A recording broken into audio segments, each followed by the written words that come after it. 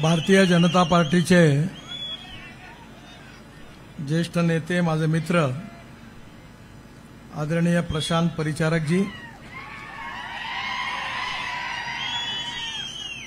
आपल्या सगळ्यांच्या शुभेच्छा घेऊन या मतदार क्षेत्रातून उभे असलेले महायुतीचे उमेदवार समाधान आवताडेजी, माननीय आमदार अप्पासाहेब पटणशेट्टी, माननीय शशिकांत चव्हाण, मान्य लतीफ तांबोळी, अजित जगताप, मंचावर उपस्थित भारतीय जनता पार्टी आणि मित्र पक्षाचे सर्व सन्माननीय प्रमुख नेते मंडळी आणि उपस्थित सर्व बांधवांनो आणि बहिणींनो, सर्वप्रथम महाराष्ट्राचं आराध्य दैवत असलेल्या पंढरपूरच्या विठ्ठल रुक्माईच्या चरणी मी हात जोडून प्रार्थना करतो आणि आम्हाला काम करण्याची संधी द्यावी, या देशाच्या विकासाकरता अशी विनंती करतो. खरं म्हणजे आपलं पंढरपूर सगळ्या महाराष्ट्रामध्ये आपली धार्मिक आणि सांस्कृतिक राजधानी आहे आणि मंगळवेढा ही देखील संतांची भूमी आहे. खूप वर्षापूर्वी मी महाराष्ट्रामध्ये ज्यावेळी मंत्री होतो त्यावेळी एकदा या गावात आलो होतो, पण बऱ्याच दिवसांनी मला आज आवताडे साहेबांच्या प्रचाराच्या निमित्तानं येण्याची संधी मिळाली. मी या संतांच्या भूमीला देखील अभिवादन करतो. मी ज्यावेळी 2014 मध्ये मंत्री झालो तेव्हा सोलापूरला एक भूमिपूजनाचा कार्यक्रम झाला होता आणि त्यावेळी मी 16,000 कोटी रुपयाची कामं घोषित केली होती. बऱ्याच लोकांनी मला प्रश्न विचारला होता की एवढे पुढे पैसे कसे येणार आणि कामं कसं होणार, पण मी त्यांना एवढंच सांगितलं की मी खोटं बोलत नाही, खोटं आश्वासन देत नाही आणि मी जे बोलेल ते मी करून दाखवेल. आणि मला आज आनंद आहे की त्यातले सगळी कामं सुरू झाली आणि जवळपास 15,000 कोटी रुपयाची कामं जवळपास पूर्ण झाली. आज आपल्या भागामध्ये जी अनेक कामं झाली त्याची लिस्ट खूप मोठी आहे. त्या सगळ्याचा काय मी उल्लेख करणार नाही, पण मी समाधानजी आणि प्रशांतजी जवळ पूर्ण लिस्ट देऊन जाईल, म्हणजे त्यांनी ती आपल्याला सोशल मीडियाच्या द्वारे आपल्याला ते कळवतील. आपल्या देशामध्ये आपला देश सुखी व्हावा, संपन्न व्हावा, शक्तिशाली व्हावा, गाव गरीब मजदूर शेतकऱ्याचं कल्याण व्हावं, आपला देश विश्वगुरू व्हावा, जगातली तिसरी महान आर्थिक व्यवस्था व्हावा, $5 ट्रिलियन इकॉनॉमी व्हावा, अशी प्रधानमंत्र्यांची इच्छा आहे. पण या खऱ्या अर्थाने ही इच्छा जर पूर्ण करायची असेल तर कोणता पक्ष राज्यामध्ये सत्तेमध्ये आहे आणि त्यांची धोरणं काय आहेत याच्यावर बरंच काही अवलंबून आहे. जसं मी मंत्री झाला महाराष्ट्रामध्ये त्यावेळी सरकारजवळ पैसे नव्हते, पण बाहेर कॅपिटल मार्केटमधून पैसे उभे केले आणि Mumbai Pune express highway, Worli Bandra sea link project, 55 उड्डाणपूल ह्या त्या काळामध्ये पूर्ण करण्याचं सौभाग्य मला मिळालं. आणि आता तर मी 50 लाख कोटी रुपयाची कामं केली. मी 1500च्या भूमिपूजनाच्या कार्यक्रमालाच जात नाही, कारण 2000 कोटीच्या वरती काम असेल तरच जातो. कारण मी जर भूमिपूजन करायचं ठरवलं तर माझं आयुष्य भूमिपूजनातच जाईल. इस देश में पैसे की कमी नहीं है, इस देश में ईमानदारी से काम करने वालों की कमी है. मी 50 लाख कोटी रुपयाची कामं केली, पण कोणाही कॉन्ट्रॅक्टरला वर्क ऑर्डर घेण्याकरता माझ्या घरी येण्याची गरज पडली नाही. भडवेगिरीचं काम बंद. आणि रोडची क्वालिटी पण मी सांगितलं कॉन्ट्रॅक्टरला की तुम्ही जर खराब काम केलं तर याद राखा, तुम्ही सगळे लोक जिवंत आहात तोपर्यंत, तुमचे मुलं बाळ जिवंत आहेत तोपर्यंत आणि त्याचे मुलं बाळ जिवंत आहेत तोपर्यंत या रस्त्यावर खड्डा पडणार नाही याची गॅरंटी द्या। आणि कुठे जर कमी खराब काम निघालं तर मला माझ्याकडे कळवा, मी रगडल्याशिवाय राहणार नाही, कारण ही संपत्ती तुमची आहे, हा देश तुमचा आहे आणि आमदार खासदार आणि मंत्री विश्वस्त आहे। हा देश बदलला पाहिजे, या देशातल्या जनतेला सुसह्य जीवन मिळालं पाहिजे। नुकताच युनोमध्ये भूतानच्या प्रधानमंत्र्यांनी एक भाषण केलं, त्याची जगात चर्चा सुरू आहे। त्यांनी सांगितलं की डोमेस्टिक हॅपी ह्युमन इंडेक्स म्हणजे सुखांक, प्रत्येक गावात प्यायला पाणी मिळालं पाहिजे, प्रत्येक गावात जायला रस्ता असला पाहिजे, प्रत्येक गावात शेतकऱ्याला त्याच्या मालाचा योग्य भाव मिळाला पाहिजे, शेतकऱ्याच्या तरुण मुलाच्या हाताला काम मिळालं पाहिजे, गावात कृषी मालावर प्रक्रिया करणारे उद्योग असले पाहिजे आणि खऱ्या अर्थाने गावात चांगली शाळा असली पाहिजे। आपल्याला 47 साली स्वातंत्र्य मिळालं, पण गावात जायला रस्ते नव्हते। मी ज्यावेळी मंत्री झालो त्यावेळी अटल बिहारी वाजपेयी प्रधानमंत्री होते, त्यांनी मला बोलावलं आणि त्यांनी मला सांगितलं की हिंदुस्थानमधली जी खेडी आहेत त्यांना जोडणारे रस्ते जे आहेत त्याची योजना तू तयार कर। मी 3 महिने काम केलं आणि वाजपेयी साहेबांना योजना सादर केली आणि 1 महिन्यानंतर त्या योजनेची घोषणा झाली। त्या योजनेचं नाव होतं प्रधानमंत्री ग्राम सडक योजना। आज आपल्याही भागात अनेक गावात जे रस्ते झाले ते प्रधानमंत्री ग्राम सडक योजनेमुळे झाले। हिंदुस्थानच्या इतिहासामध्ये 6.5 लाख गावापैकी 3.5 लाख गावांना मजबूत रस्त्यांनी जोडण्याचं काम हिंदुस्थानच्या इतिहासात कोणा नेत्यांनी केलं असेल तर त्याचं नाव अटल बिहारी वाजपेयी आहे, याचा मला अभिमान आहे। सुरुवातीच्या काळात गावाला रस्त्याला प्राधान्य मिळालं नाही, शाळेला मिळालं नाही। गावामधली परिस्थिती अशी होती की शाळेची बिल्डिंग होती तर शिक्षक नव्हते, शिक्षक होते तर बिल्डिंग नव्हती, दोन्ही होते तर विद्यार्थी नव्हते, तिन्ही होते तर शिक्षण नव्हतं। दवाखान्याची हालत अशी होती की डॉक्टर नाही, डॉक्टर असेल तर नर्स नाही, नर्स असेल तर डॉक्टर नाही, दोन्ही असेल तर दवाई नाही, तिन्ही असेल तर कोण मरायला जाईल, अशी दवाखान्याची हालत होती। काँग्रेसच्या काळामध्ये मी लॉ कॉलेजमध्ये शिकत असताना मला सांगितलं तुम्ही डेअरी टाका। मी माझ्या शेतीवर बँक ऑफ महाराष्ट्रातून कर्ज घेतलं आणि डेअरी टाकली।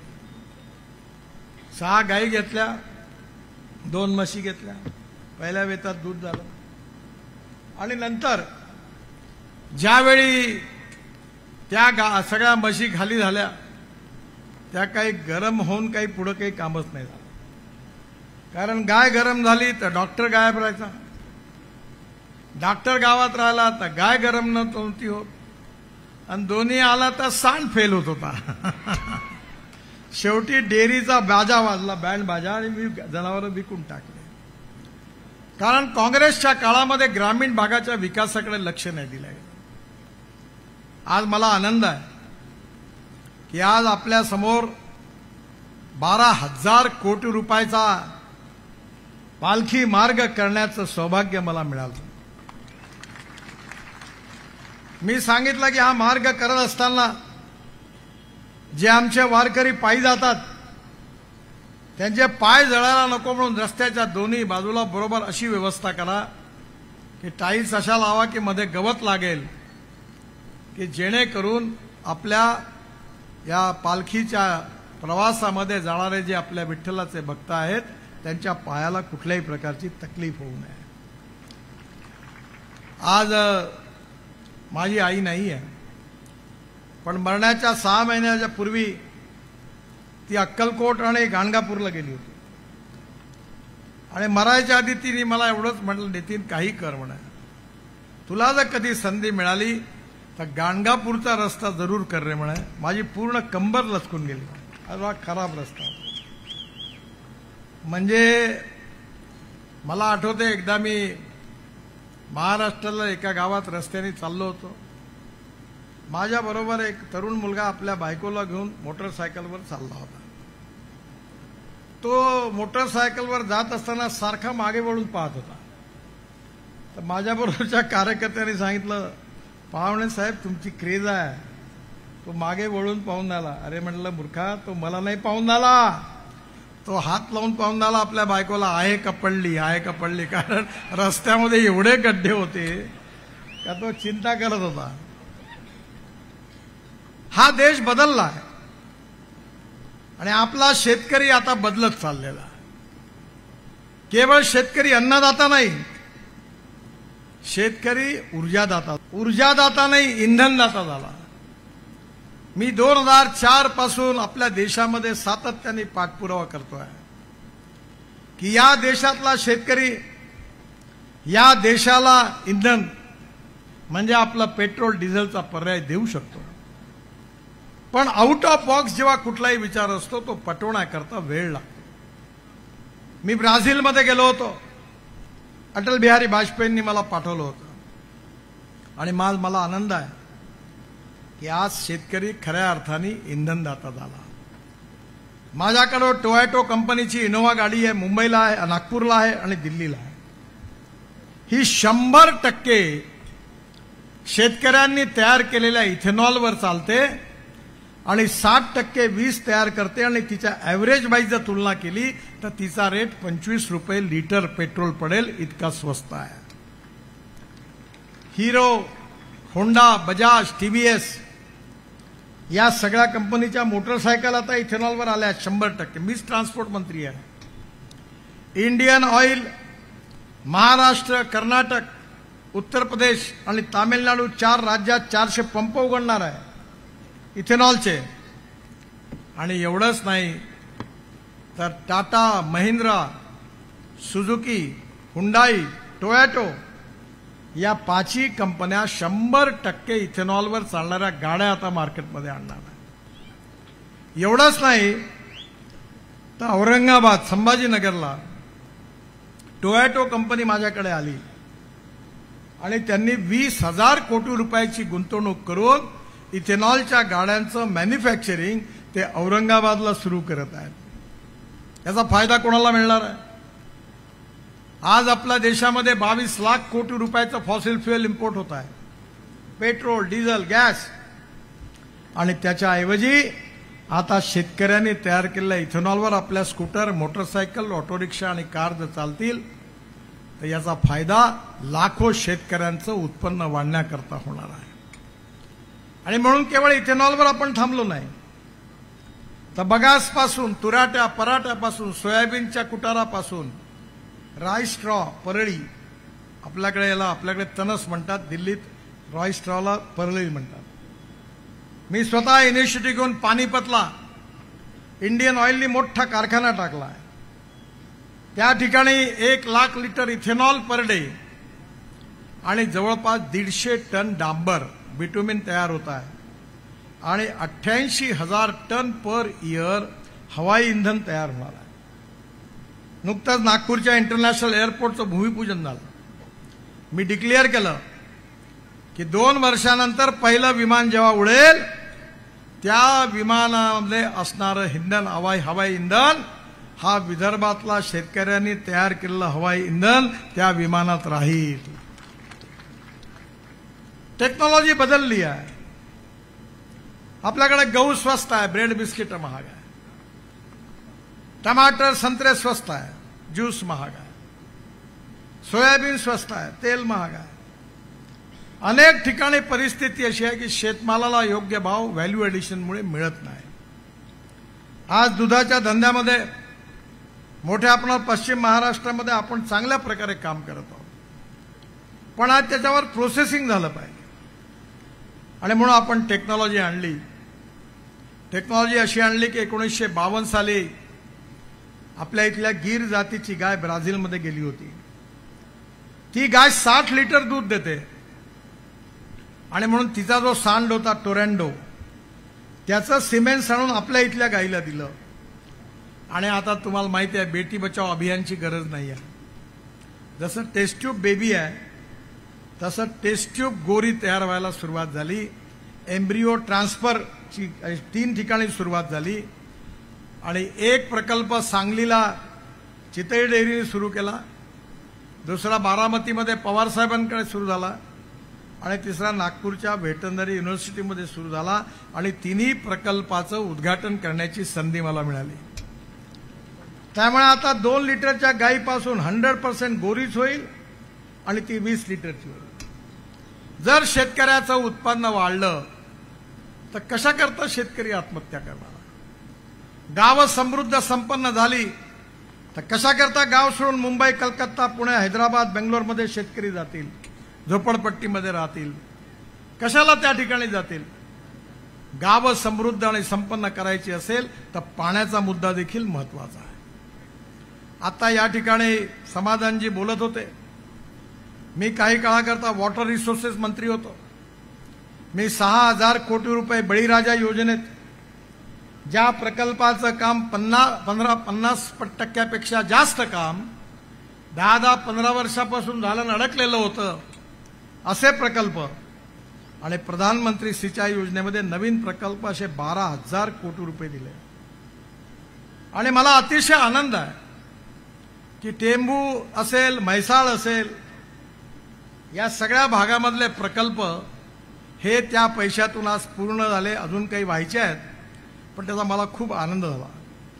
मागच्या लोकसभेच्या निवडणुकीमध्ये मी मराठवाड्यातून निघालो आणि हेलिकॉप्टरवर सांगोल्याच्या वरतून जात होतो. गणपतराव असताना मी सांगोल्याला गेलो होतो, त्यांच्या सूतगिरणीला वगैरे बघितलं होतं.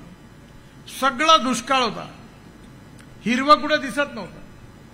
पण मी जेव्हा सांगोल्यातून पुढे गेलो तेव्हा मिरज, कवठेमहांकाळ, तासगाव, जत, नंतर सांगोला, मंगळवेढा या सगळ्या भागामध्ये मला खूप हिरवं दिसलं.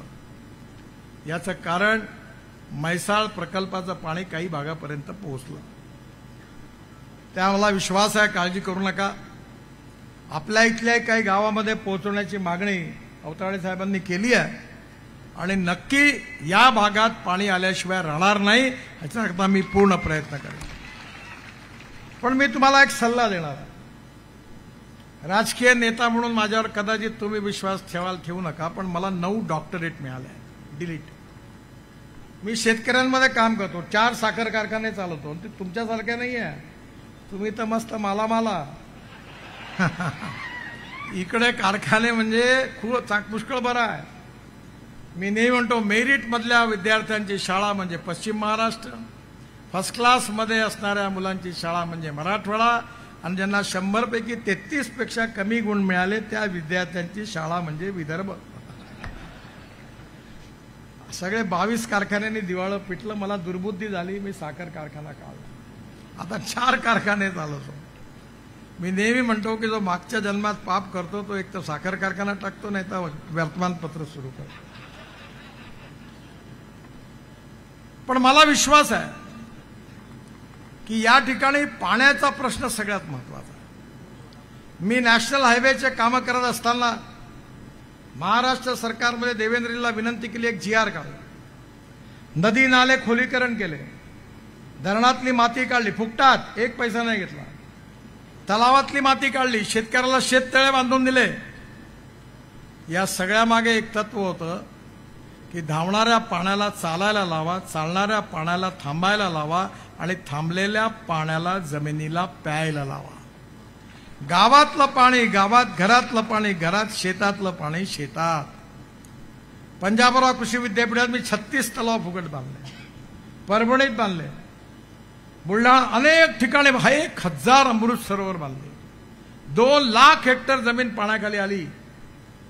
मला परभणी कृषी विद्यापीठाची डॉक्टरेट डिलीट मिळाली, पंजाबराव कृषी विद्यापीठाची मिळाली, महात्मा ज्योतिबा फुले राहुरी विद्यापीठाची मिळाली, बाबासाहेब आंबेडकर विद्यापीठाची मिळाली आणि ही जलसंवर्धनाच्या कामाकरता मिळाली.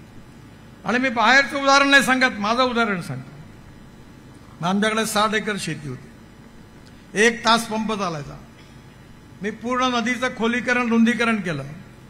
आता 7.5 हॉर्स पॉवरचे 3 पंप भारत सरकारच्या योजनेत घेतले. तुम्ही आपले 20% भारत सरकार द्या म्हणता, हे मला मान्य नाही. तुम्हाला सगळं फुकटच पाहिजे असं नाही जमत, थोडं तुम्ही टाकलं पाहिजे. मी 37,000 रुपयात मला 7.5 हॉर्स पॉवरचा पंप मिळाला. 3 पंप लावले आणि आता माझ्याकडे पूर्णपणे 8 तास पाणी आहे. आणि मी आता सांगितलं गाडीत की माझ्याकडे जी तूर आहे ती 6 फुटाची आहे आणि ऑर्गॅनिक खत 1 लाख टन मी तयार करतो. ते कल्चर आणलं दिल्लीवरून आणि ड्रोननी स्प्रेइंग करतो. आणि माझ्याकडे, तुम्हाला आश्चर्य, तुमच्याकडे खूप शेतकरी, माझ्याकडे एकरी 88 टन ऊस झाला. 88 टन. या देशामध्ये उत्पादन खर्च कमी झाला पाहिजे, उत्पादन वाढलं पाहिजे, शेतकऱ्याच्या मालाला भाव मिळाला पाहिजे. आणि हे शक्य तेव्हाच आहे की जेव्हा आपल्याला पाणी मुबलक राहणार आहे. आमच्या सरकारमध्ये आम्ही पाण्याला प्राथमिकता दिली आणि म्हणून मला विश्वास आहे की येणाऱ्या काळामध्ये आपल्या महाराष्ट्राचं हे चित्र आपल्याला बदलवायचं आहे. हा महाराष्ट्र ही संतांची भूमी आहे. मला एक सांगा, आपण कधी बाबासाहेब आंबेडकरांची जात पाहतो का? शिवाजी महाराजांची जात पाहतो का? राजर्षी शाहू महाराजांची जात पाहतो का? तुकाराम महाराज, ज्ञानेश्वर महाराज, तुकडोजी महाराज, एकनाथ महाराज, कधी यांची जात पाहतो का? नाही पाहत. माणूस हा जातीने मोठा नाही आहे, तर माणूस हा खऱ्या अर्थाने त्याच्या कर्तृत्वाने आणि गुणांनी मोठा आहे. आणि म्हणून मी तुम्हाला एकच गोष्ट सांगतो की या समाजातली छुवाछूत, अस्पृश्यता, जातीयता समूळ नष्ट केली पाहिजे. कारण माणसाच्या मोठेपणाचा संबंध त्याच्या कार्य कर्तृत्वाशी आहे. आणि त्यामुळे मागच्या निवडणुकीमध्ये काँग्रेस पार्टीने अपप्रचार केला की भाजपला जर 400 जागा मिळाल्या तर बाबासाहेबांचं संविधान बदलणार. बाबासाहेबांचं संविधान आम्ही बदलणार नाही, कोणाला बदलू देणार नाही आणि कोणाची बदलण्याची हिंमत नाही.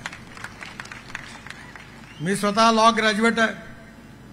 फायनल लॉला आम्ही कॉन्स्टिट्यूशन शिकलोय. त्यामध्ये प्रिएम्बल जे आहे त्याचं मूलभूत तत्व त्याच्यामध्ये लिहिलंय.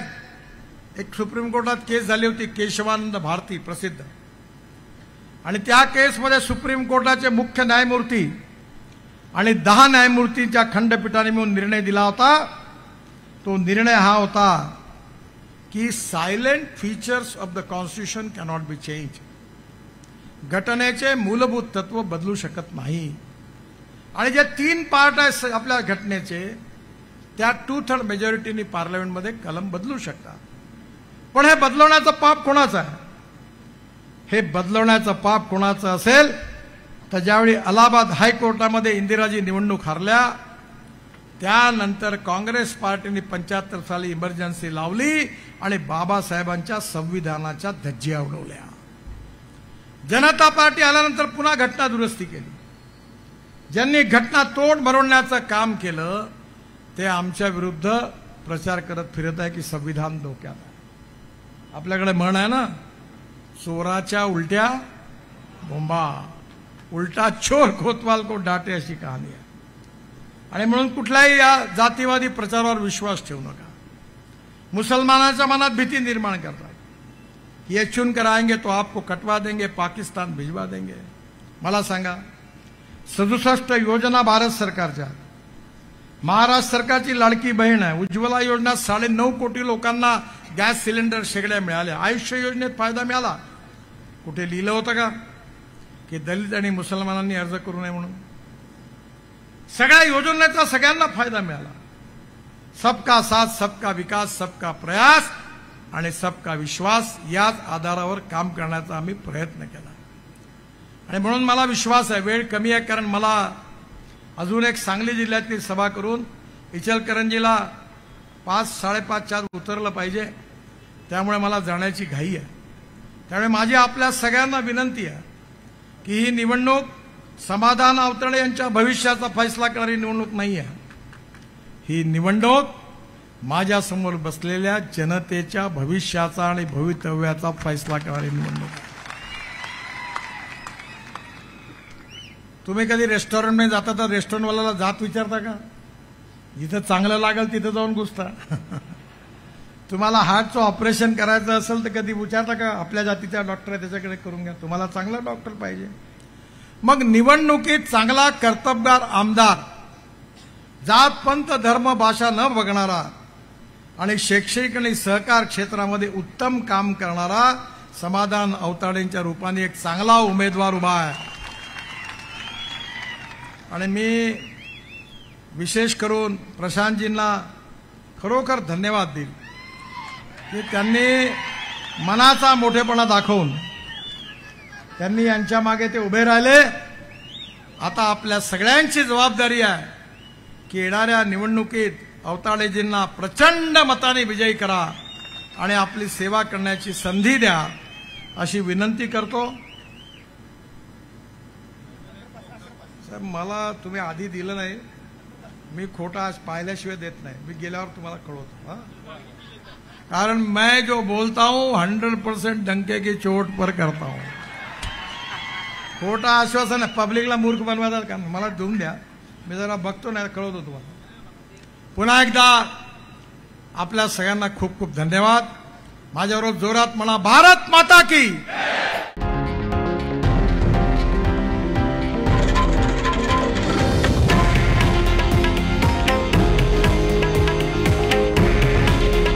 हे आहे देशातील नंबर 1 न्यूज नेटवर्क आणि आपण पाहत आहात TV9 मराठी. काळजी तुमची, हित महाराष्ट्राचं.